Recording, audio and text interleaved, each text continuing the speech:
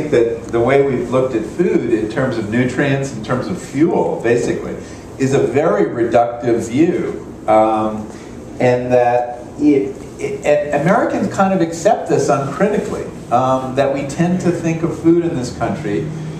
We've always had some issues with food in this country. I mean, we're really, we're descended from Puritans, a great many of us, but the whole culture is descended from Puritans, who have a lot of trouble taking pleasure in things that animals also do. And food is one of those things. And you know what some of the others are. And so that we have always, I mean, when I was looking at the history of nutrition and how we thought about it in this country, you can go back 150 years and you find people talking about the need to make our eating more scientific.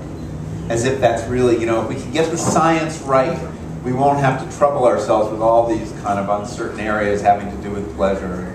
And so we've been eating in a reductive way for a long time.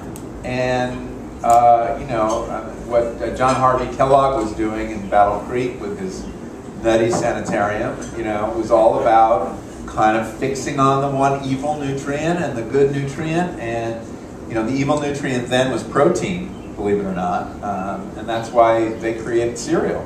Breakfast cereal was a way to get protein out of the morning meal and put the holy carbohydrate back in charge. And so we've been down this path for a very long time, and it's fundamentally really unsatisfying. But the bigger problem is it doesn't work. I mean, you know, thinking about food in terms of nutrients does not lead to better health, and it certainly doesn't lead to, you know, more pleasure at the table. So that you know, what I've been encouraging people to do is think about foods, not nutrients. Think about meals, not even just foods, and reconnect with all the other things food does for people that we in America have kind of pushed aside. I mean, we don't just, you know, animals feed, we dine, we eat. And food has so many cultural meanings to us. It's about our identity. You know, we eat this, we don't eat that. It's about community. It's what happens at a table between friends, family, even between enemies. Food is a way to connect. You know, there was a very interesting little squib in the paper back in December when the health care bill was going through the Senate. And it was the height of, well, one of the several heights of acrimony between the parties.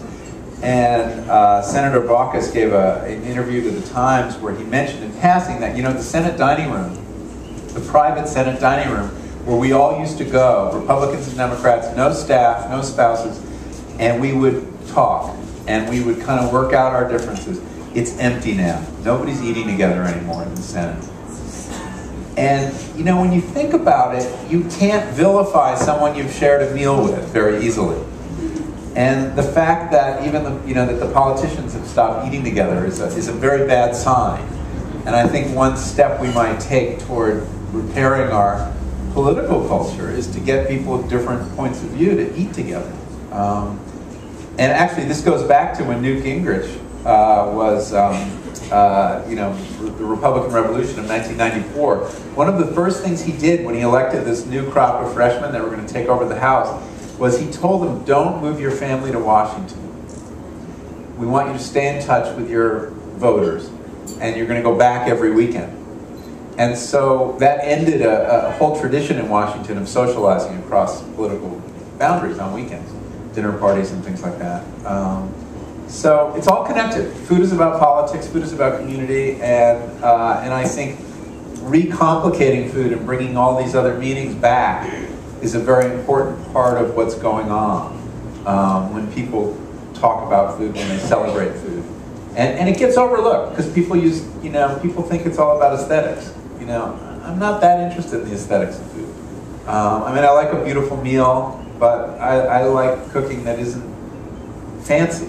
You know, that's just traditional and with conviction, and it doesn't have to be art to be important and to serve us.